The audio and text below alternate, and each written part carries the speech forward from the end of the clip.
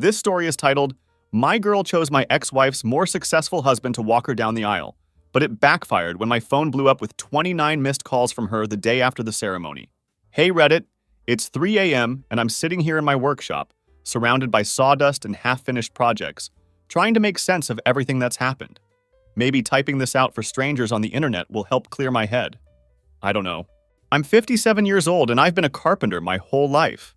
Nothing fancy, just honest work with my hands. When my wife left and our daughter Rose was only 8, it was just me and her against the world. We didn't have much. We lived in a small 2-bedroom rental on the edge of town, the kind of place where you can hear the neighbors arguing through the walls and the roof leaks when it rains too hard. But damn, I tried my best. I worked extra jobs, took on weekend projects, and did whatever I could to make sure she had what she needed. Some nights I'd come home with my hands so blistered and raw I could barely hold a fork, but I'd still help her with homework. When her school needed money for field trips or special programs, I'd pick up another side job. No way was my girl going to miss out because we didn't have cash. Our place wasn't much, but I made sure she had her own room, decorated exactly how she wanted it.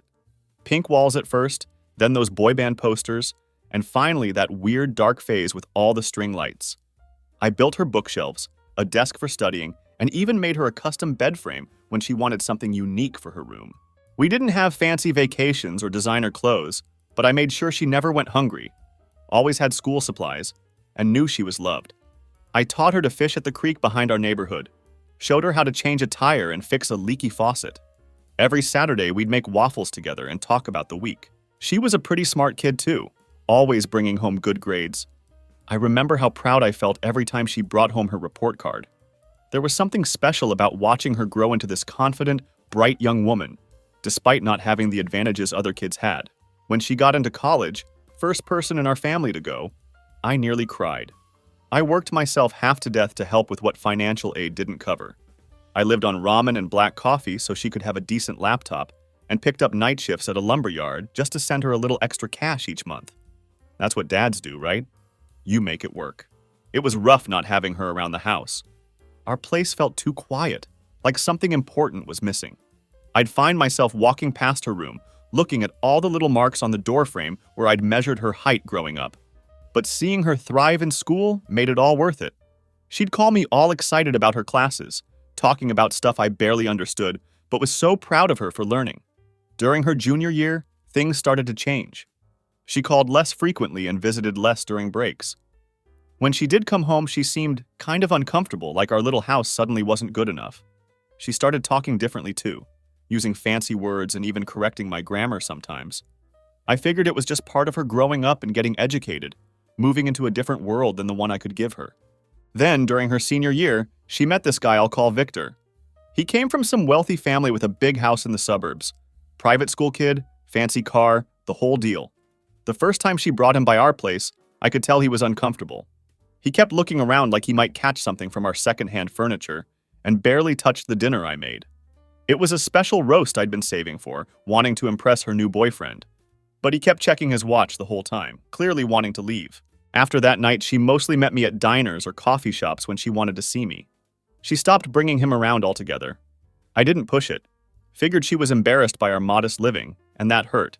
But I wanted her to be happy more than anything. So when she called to tell me she was engaged about a year after graduation, I was surprised, but tried to be happy for her. My little girl finding her person. She sounded so excited on the phone, talking about the big diamond ring and how Victor's family had connections and money and how different her life was going to be. Then came the conversation that changed everything. She stopped by the house one afternoon, all dressed up in clothes that probably cost more than my monthly rent. She was fidgeting with her engagement ring, this massive diamond that probably cost more than my truck. I offered her some coffee in her favorite chipped mug, the one with the cartoon cat I'd saved from her childhood. "Dad, about the wedding," she started, not quite meeting my eyes. "I've been thinking," I smiled, assuming she wanted to ask if I could help make something for the ceremony, maybe an arch or some custom signs. My mind was already planning what wood I'd use. "Victor's father will be walking me down the aisle," she said quickly, not looking at me. I just stared at her, coffee mug halfway to my lips. "Come again?" She shifted in her seat.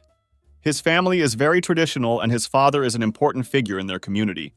We've discussed it, and it would be more appropriate."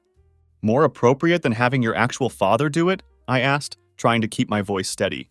She looked at the floor, at the walls, anywhere but at me. Dad, there's something else. Victor's family. They don't exactly know about you. That hit me like a sledgehammer. What do you mean they don't know about me? She twisted her ring nervously. I told them my parents were both gone, that I was raised by distant relatives who aren't in the picture anymore. I put my mug down before I dropped it. You told them I was dead? Not exactly dead, just not around. She finally looked at me, her expression pleading. You have to understand, Dad. These people are different. They come from money, from influence. They wouldn't understand this. She gestured vaguely around my living room, with its secondhand furniture and the coffee table I'd built from reclaimed wood. I sat there trying to process that my daughter was ashamed of me, of our life together. So ashamed, she erased me completely. 20 years of sacrifices, of working my fingers to the bone to give her a good life, and she was pretending I didn't exist to impress some rich people. So what am I supposed to do on your wedding day? Pretend I don't exist? Watch from the parking lot? My voice sounded weird, like it belonged to someone else. She had the decency to look uncomfortable. I was hoping you'd understand. Maybe you could come as a distant family friend. Just not, not as my dad. Something broke inside me that day. All those years of putting her first, of making sure she knew she was loved despite not having much. And she was willing to deny my existence to impress rich strangers. I didn't yell or throw things. I just looked at my daughter, this stranger in designer clothes sitting in my living room, and said, I think you should leave now. Her eyes widened. Dad, please! I need some time, I said, standing up. This is a lot to take in. She left without another word, and I went to my workshop and built a rocking chair until 4 a.m., trying to work out my feelings through my hands like I always have. That night, I cried for the first time since her mother left us. Not just because of what she'd said, but because somewhere along the way, I'd lost my daughter and hadn't even noticed it happening. The weeks before the wedding were probably the longest of my life. I kept going back and forth between being mad as hell and just feeling this deep sadness I couldn't shake. One minute, I'd be determined to respect Rose's wishes and stay away from her fancy wedding with all those rich people. The next minute, I'd be so angry I couldn't see straight, thinking about showing up and telling everyone exactly who I was. I tried to keep busy in my workshop, taking on extra projects to keep my mind off things. My buddy Thomas kept asking what was wrong, said I looked like I hadn't slept in days. I probably hadn't. Rose tried calling a few times, but I wasn't ready to talk. What was I supposed to say? Sure, honey, I understand you're ashamed of me, no problem. Her messages got more and more desperate as the wedding got closer. Please understand. I hope you're not still upset. I need to finalize the guest list. As if the real issue was the head count for the caterer, not the fact that she was denying I existed. I finally texted back, I won't mess up your big day, don't worry about me. Short and simple. She sent back a bunch of heart emojis, completely missing that I was barely keeping it together. That night I sat in my workshop, staring at the scraps of wood on my bench. My hands moved on their own, carving like they always had when I needed to quiet my mind. I wasn't sure why I was doing it at first. Maybe habit, maybe hope. By the time the sun started creeping through the shop window, I was holding a wooden keepsake box. Solid oak, polished smooth, with her name engraved on the lid in the same handwriting I used to leave notes in her lunchbox when she was little. Inside, I lined it with velvet and placed something else inside, a letter. Rose, no matter where life takes you, you were never unwanted, never unloved. I hope this brings you more joy than pain someday. Dad. It wasn't an apology. It wasn't a plea. Just the truth. I wasn't the one walking her down the aisle, but the least I could do was let her know that somewhere in this world, someone loved her without conditions, without status, without expectations. The next morning I drove to the venue, handed the box to the concierge at the front desk, and left. No name, no return address, just a gift from a father who had already lost his daughter. The actual wedding day I stayed home, tried to work on some projects, but couldn't focus enough to use power tools safely. I almost took off a finger with the table saw before I decided to just sit on the porch and stare at nothing. As I sat there, I kept wondering where I went wrong. Was it because I couldn't give her fancy vacations and designer clothes?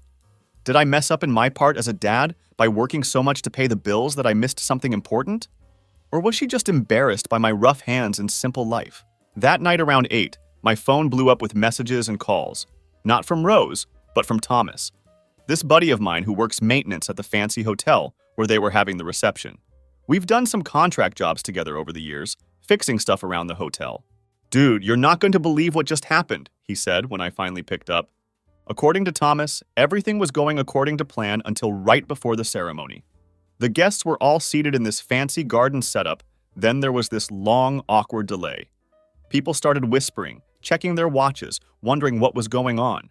The wedding planner came out looking stressed and announced there would be a slight delay. Then the bridal suite door burst open, and Rose stormed out in her wedding dress, mascara running down her face, looking absolutely furious. It turns out Victor's father had somehow discovered the truth about me. Thomas wasn't sure how. Maybe they hired a private investigator? Maybe someone from Rose's college days recognized her and said something. However it happened, right before he was supposed to walk her down the aisle, he confronted her. "I won't be party to this deception," he apparently told her. "You lied about your entire background. Your father is alive, a carpenter living across town. What else have you been lying about? Are you just after my son's money?" He flat out refused to walk her down the aisle, said he couldn't in good conscience give away a bride who would build her marriage on such a fundamental lie. Called her a gold digger right to her face, in front of her bridesmaids. The ceremony got delayed almost an hour while everyone scrambled to figure out what to do. Eventually, Rose walked down the aisle alone, trying to keep her head high while everyone whispered and stared. Thomas said you could practically feel the tension in the air, all these rich people suddenly wondering who this girl really was. And Victor, he just stood at the altar looking embarrassed and annoyed, like her humiliation was an inconvenience to him. He didn't even step forward to meet her halfway or offer support, just stood there fidgeting with his cufflinks while she made the longest walk of her life, alone. When Thomas finished telling me what happened, I felt nothing. Not happiness that she'd been caught in her lie, not satisfaction that karma had come around, just this empty feeling in my chest. This wasn't how I wanted things to go. I never wanted her to be humiliated. I just wanted her to be proud of where she came from, of the life we'd built together despite all the challenges. I thanked Thomas for letting me know and hung up, wondering if I should reach out to her. Before I could decide whether to reach out to Rose, my phone rang again. It was her, and man, she was pissed. "How could you?" she screamed, her voice cracking with emotion. "How could you?" "What are you talking about?" I asked, genuinely confused. "Don't play dumb, you told them," she continued. "You told Victor's family about yourself. You ruined everything." I sat there stunned by the accusation. "I didn't tell anyone anything," I said calmly. "I haven't spoken to a single person from Victor's family ever." "Liar!" she shrieked. "His father knew everything, every detail. He humiliated me in front of everyone, called me a gold digger, said I wasn't good enough for their family, and it's all your fault." "Listen to me," I said, trying to stay calm. "I didn't do this. I promised I wouldn't mess with your wedding, and I kept that promise. I haven't left the house all day." "Then how did he find out?" she demanded. "No one else knew. No one." "I don't know," I answered honestly. "Maybe he did a background check. Rich people do that kind of thing, don't they? Especially when someone's marrying into their family." She wasn't hearing me. In her mind, I was the bad guy who deliberately ruined her big day, her chance at joining this wealthy family. No matter what I said, she was convinced I had betrayed her. "I will never forgive you for this," she said, her voice suddenly cold and hard. "Never." The line went dead. I tried calling her back a couple of times, but she'd blocked my number. I sent a few texts that went unanswered. I even thought about driving to her apartment. But what was the point? She wasn't going to believe me. She needed someone to blame, and I was the easiest target. That night I couldn't sleep at all. I kept replaying our last conversation over and over in my head. How had we gotten here? Somewhere along the way, that little girl who used to run into my arms when I got home from work had turned into someone who was ashamed of me. Someone who could believe I deliberately hurt her. That realization hurt worse than anything she could have said. The next morning, I saw the story had made it to the local gossip pages. Nothing huge, just a little blurb about drama at the Carter-Davidson wedding, with vague details about a revelation that caused a delay. But it was enough to know that Rose's humiliation wasn't just private, it was public now too. I thought about reaching out again, offering support, being the dad who fixes things. But the truth was, I couldn't fix this, and she didn't want me to try. So I stayed away, gave her the space she seemed to want, and tried to accept that maybe our relationship was over for good. About a week after the wedding, I started hearing from mutual friends and distant relatives. Apparently, Rose was telling anyone who would listen that I deliberately ruined her wedding out of spite. She said I was jealous of her marrying into money, that I couldn't stand to see her rise above her upbringing. Luna, Rose's childhood friend, called me one evening. "I thought you should know what's being said," she told me, sounding uncomfortable. "Rose, she's really painting you as the bad guy here." "What exactly is she saying?" I asked, my stomach knotting up. Luna hesitated. "That you've always been jealous of her success? That you wanted to keep her in her place? That you told Victor's father she was just marrying him for money?" I sat there, phone in hand, trying to process this. My own daughter, who I'd raised alone since she was 8, who I'd sacrificed everything for, was now dragging my name through the mud to save face. "There's more," Luna added reluctantly. "She's reconnected with her mom." That hit me like a physical blow. Denise, my ex, had walked out on us when Rose was little. She barely sent birthday cards, never paid child support, essentially abandoned our daughter to chase some guy to Wyoming. Now suddenly she was back in the picture. "How long has this been going on?" I asked. "A few months, I think. Before the wedding. She didn't tell you?" No, she sure hadn't. Another secret, another lie. I tried calling Rose a few times after that, but she'd blocked my number. I sent a few emails that went unanswered. Finally, I drove to her apartment, thinking maybe a face-to-face conversation could clear things up. Big mistake. She opened the door just enough to glare at me. "What are you doing here?" "We need to talk, Rose. These rumors you're spreading, they're not rumors," she cut me off. "You ruined everything. You couldn't stand to see me happy, could you? Couldn't stand to see me become something more than a carpenter's daughter?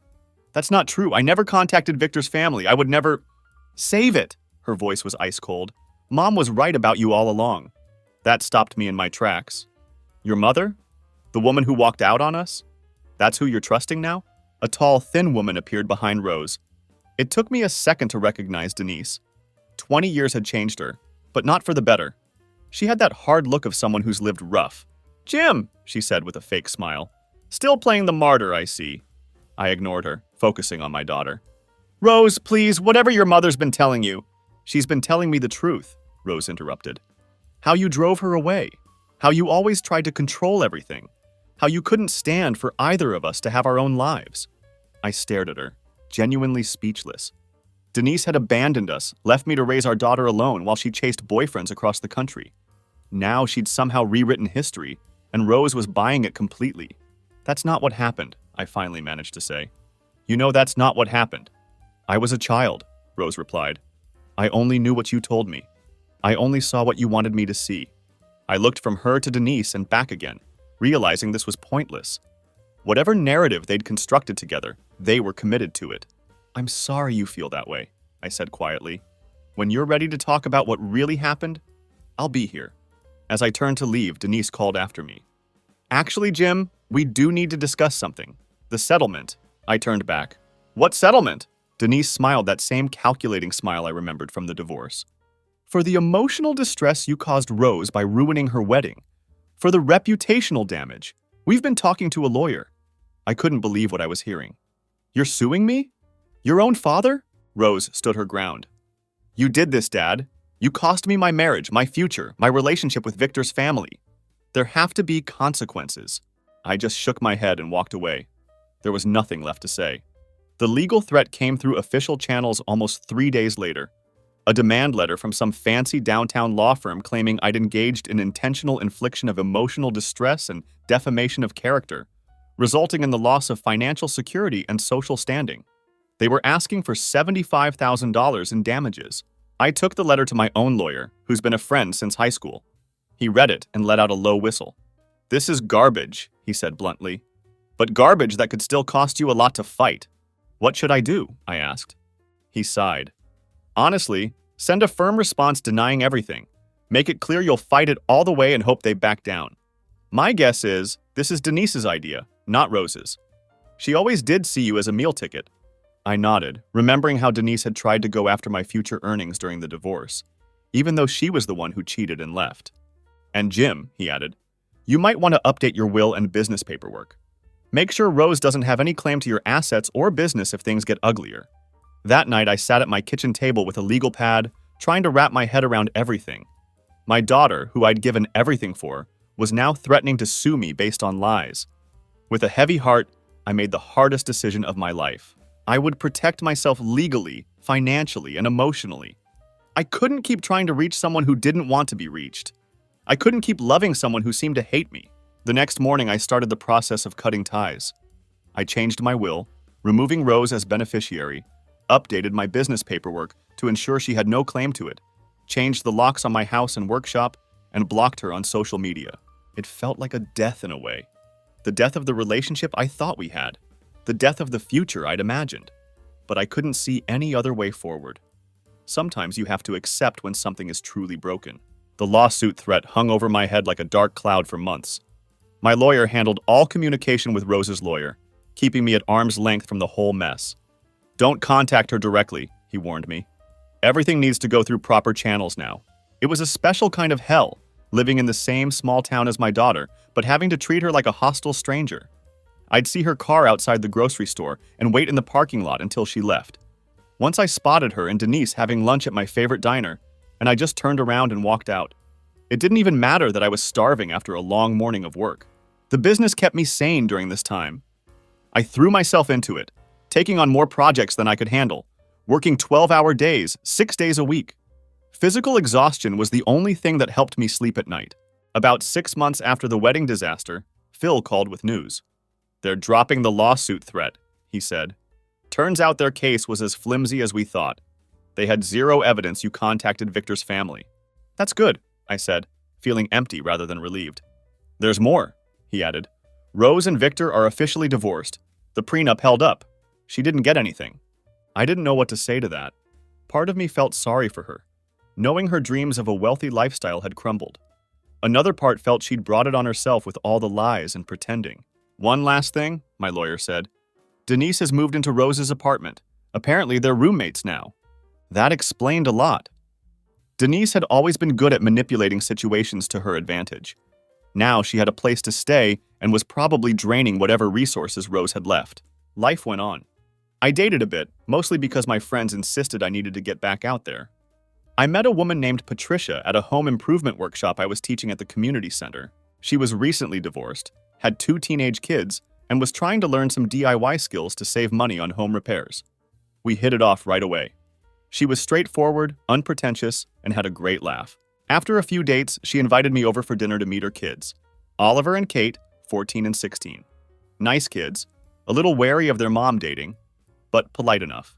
Patricia and I took things slow. Weekend dates, family movie nights with her kids, gradually building something real. She never pushed for more than I was ready to give, seeming to understand that I was still healing from the situation with Rose. One night, about a year after I'd met Patricia, we were sitting on my porch swing after dinner. "So," she said casually, "Oliver and Kate have been asking when you're going to move in." I looked at her, surprised. "They have?" She nodded. "They like having you around. So do I, for that matter." "I like being around," I admitted. "You 3 are the best thing that's happened to me in a long time." "But," she prompted, always able to hear the unsaid things. I sighed. "But I'm still dealing with all this Rose stuff. Still trying to figure out how a father and daughter end up so completely estranged. I worry I'm bringing too much baggage." Patricia took my hand. "Everyone our age has baggage, Jim. I've got an ex-husband who's consistently disappointing our kids and a stack of credit card debt from trying to keep the house after the divorce. You've got a daughter who made bad choices. Neither of us is coming to this relationship fresh and perfect." She was right, of course. And the more I thought about it, the more I realized I was ready for this next step. So I moved in with Patricia and the kids, converted their garage into a small workshop for my personal projects, and started teaching Oliver some basic woodworking skills. Life developed a new rhythm, a new kind of happiness I hadn't expected to find again. About 8 months after I moved in with Patricia, I ran into Luna at the hardware store again. "How's she doing?" I asked, unable to help myself. Luna hesitated. "Not great. Denise took off again a few months back. Apparently she ran up a bunch of credit card debt in Rose's name, then disappeared." That sounded like Denise. "Where's Rose working now?" "Some receptionist job at a dentist's office. Barely covers her rent." Luna looked uncomfortable. "She asks about you sometimes, when she's been drinking." I didn't know what to do with that information. Part of me still cared, still wanted to help. But the other part remembered the lawsuit, the awful lies, the deliberate cruelty. "Tell her I'm doing okay," I finally said. "That's all." A week later, I came back to the shop after a lumber run to find Rose sitting in her car in the parking lot. My first instinct was to turn around and leave, avoid another confrontation, but something made me park and get out. She got out too. She looked nervous. She'd lost weight, not in a healthy way. Her clothes were simple now, a far cry from the designer outfits she'd worn during her time with Victor. She looked older than her years. "Can we talk?" she asked. "Is your lawyer aware you're here?" I replied, my voice cold. She winced. "I fired them months ago. That was Mom's idea, not mine. A lot of things seem to have been your mom's idea." She didn't argue with that. "I made mistakes, huge ones, I know that." "What do you want, Rose?" I crossed my arms, watching her squirm. I want to apologize for everything. For lying about you, for the lawsuit, for believing Mom's version of things." She took a shaky breath. "And I want to ask if there's any way you'd consider giving me another chance." I studied her face, trying to gauge her sincerity. "Why now?" She looked down. "I have nothing left. No money, no prospects. Mom cleaned me out and disappeared. I lost my apartment last month. I'm staying on Luna's couch." Her voice dropped. "I thought maybe I could work for you. Learn the business like we talked about before everything went wrong." I let out a bitter laugh. "So let me get this straight. You erased me from your life to impress some rich folks, sued me for ruining your wedding, dragged my name through the dirt, and now that you've hit rock bottom, you want a fresh start from me? Just like that?" She flinched. Dad, please, I know I messed up." I shook my head. "You don't get it, do you? You sound just like her." Her head snapped up. "Who?" "Your mother." I let the words hang, watching as the realization hit her. She used people when it suited her, left when it got hard, lied to cover up her own selfish choices, and when she ran out of options, she came crawling back expecting everyone to forget what she did. And now here you are, standing in front of me asking me to do the same thing. Tears welled up in her eyes. "That's not fair. I'm not like her." "Then prove it," I said. "Stand on your own 2 feet, fix what you broke, but you're not dragging me down with you again." She let out a shaky breath, wiping at her eyes. "I don't know how." I sighed. "Figure it out like the rest of us do." She stared at me for a long moment. Then something in her snapped. She reached into her bag and threw something hard at my feet. The wooden box, the one I made for her wedding. A crack had formed on the lid. "You really thought this would fix everything?" She spat, her voice shaking. I picked it up. "Didn't expect you to throw it." Her hands clenched. "Do you know how humiliating it was? For a second I thought you'd actually shown up. But no, just this sad little box with some note like I was supposed to have some big emotional epiphany. Did you expect me to break down crying?" I exhaled. "No, just wanted you to have something from me. Something real." She swallowed hard, looking away. "You didn't even fight for me." Tears burned in her eyes. "You raised me and now you're mad I didn't turn out right?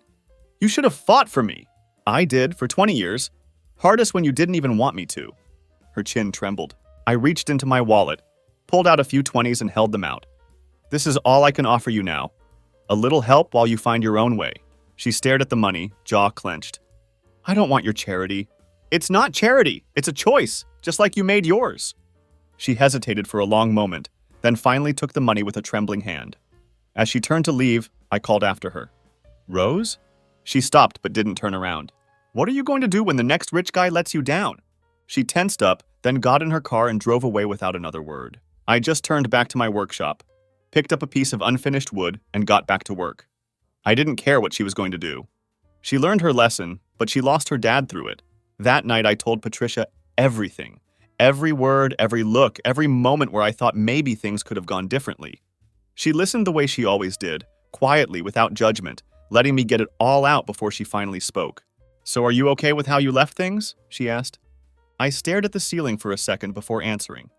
I don't know if okay is the right word. It sucks. It really sucks. But yeah, I think it was the right thing to do. She's got to figure things out on her own. I can't keep being the guy she comes to only when she's drowning. She reached over and squeezed my hand. For what it's worth, I think you handled it the best way you could. You didn't slam the door, but you didn't let her walk all over you either. That's not easy. Yeah, well, nothing about this has been easy. Before she could respond, Oliver and Kate burst into the room, already mid-argument. I just shook my head, letting their voices wash over me. Oliver was sprawled on one side of me, while Kate, half distracted but still ready to argue, sat on the other side, typing furiously, but throwing in a quick eye roll every now and then. Patricia sat back amused, letting them go at it. And as I sat there, in the middle of this little world we'd built, something clicked. Family isn't always who you're born to. Sometimes it's the people who show up, who stay, who let you be yourself without making you feel like you have to prove your worth. It's the ones who argue over dumb movies and steal the last slice of pizza and make you laugh when you think you've got nothing left in you. I didn't know if Rose would ever be part of my life again. Maybe one day, years from now, we'd have a real conversation without all the bad baggage. Or maybe we wouldn't. But for the first time in a long time, I wasn't holding my breath waiting for it to happen because right here, in this messy, imperfect, loud little family, I was exactly where I was supposed to be. And that was enough.